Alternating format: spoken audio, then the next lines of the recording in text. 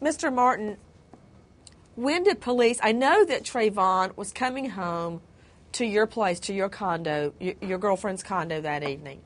And I know it was raining outside, and I'm trying to figure out, when did you realize what had happened? Didn't you think that he had gone to a movie, and then you find out many hours later, whoa, he did not go to a movie? What's going on? Once I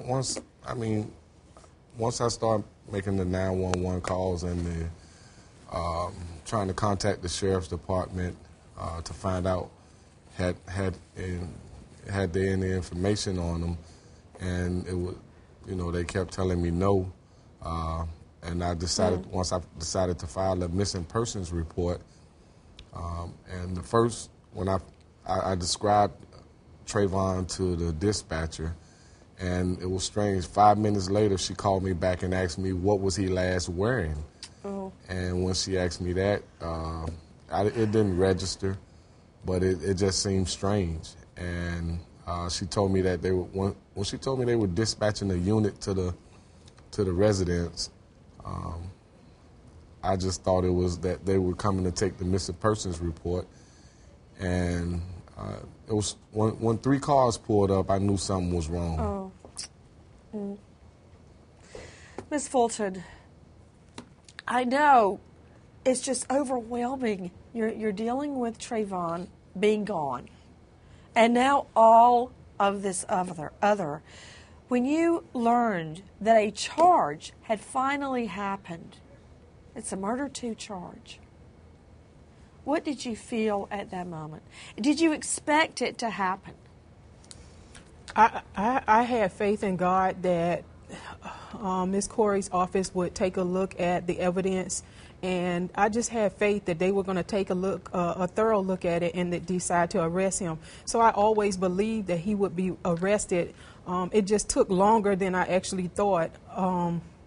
It's very difficult for me on a day-to-day basis because, of course, I've had family members to pass away, but when a child passes away, it just really hits home. And just for the circumstances that it was, I mean, Trayvon did not have an illness, and I was expecting him to die, and he had a bright future, and it just bothers me. Just in my mind, it just bothers me to think about all the things that he could have done with his life. Well, I wonder at that moment what he was thinking, what went through his mind. And you know what I pray? Not only for peace for you two in your hearts and for justice in this case, whatever that may be, but that he did not suffer, that he did not understand what was happening, and that it was a quick passage onto heaven. That is what I pray for. That evening, it's my understanding, he was on his way back to his dad's, and he was on the phone with a girl, I think she's 13, 14 years old, and he was concerned someone was following along behind him. And I think all of us that have been out in the world have had that thought that someone was behind us, whether you're walking to your house or you're on the parking deck.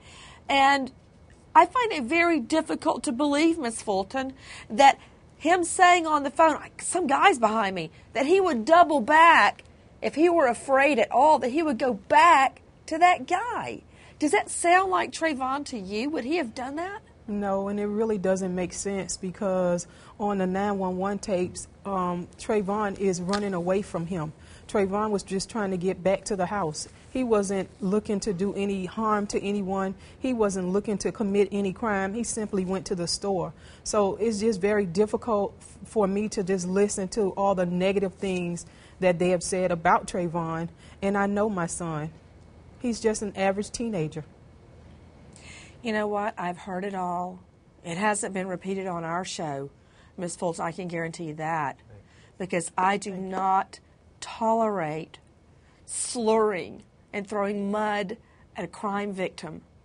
And regardless of what a jury does or what the facts come out in this case at trial, he is a victim, regardless of what anybody says. So all of that doesn't mean a hill of beans, Miss Fulton and Mr. Martin, what people are saying about Trayvon, except that it is hurtful to you. It It is. is.